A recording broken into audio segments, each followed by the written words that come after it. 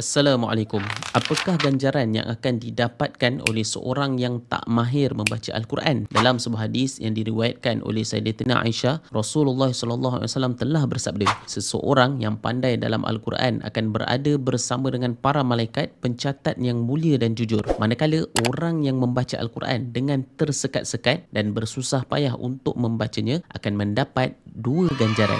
Rakan-rakan, orang yang pakar dalam Al-Quran bermakna orang itu pandai baca Al-Quran, hafal Al-Quran dan mengetahui ilmu Al-Quran. Jadi kategori orang yang pakar Al-Quran ini disebut sebagai orang yang akan bersama dengan para malaikat. Maksud bersama malaikat itu ialah kedudukan seseorang yang pakar dalam Al-Quran ini sama dengan para malaikat yang ditugaskan oleh Allah Subhanahu Wa Taala untuk memindahkan ayat Al-Quran yang mulia ini dari Luh Mahfuz ke langit dunia. Kerana itulah tugas seorang pakar Al-Quran yang sebarkan ilmu Al-Quran itu diibaratkan sebagai tugas yang sangat mulia sama dengan tugas malaikat yang patuh pada setiap arahan Allah Subhanahu Wa Taala. Manakala bagi orang yang kurang mahir ilmu Al-Quran seperti tersekat-sekat di dalam pembacaan Al-Quran itu pula mendapat dua ganjaran. Ganjaran yang pertama ialah ganjaran kerana tersekat-sekat membaca Al-Quran atau bahasa mudah, pahala untuk bacaan yang lemah dalam membaca Al-Quran. Ganjaran yang kedua pula ialah ganjaran atas kesusahan seseorang pembaca Al-Quran itu belajar Al-Quran untuk dia menjadi mahir di dalam membaca Al-Quran. Dalam sebuah riwayat dari At-Tabrani dan Al-Baihaqi ada menyebutkan tentang sesiapa yang cuba hafal ayat Al-Quran tetapi dia tak dapat ingat ayat Al-Quran itu, baginya adalah dua ganjaran. Manakala orang yang bercita-cita untuk hafal Al-Quran tetapi dia tak mampu hafal Al-Quran atas sebab lemah ingatan tapi dia kekal membaca Al-Quran itu sepanjang hidupnya, bagi orang itu dia akan ditempatkan di akhirat bersama dengan para penghafal Al-Quran.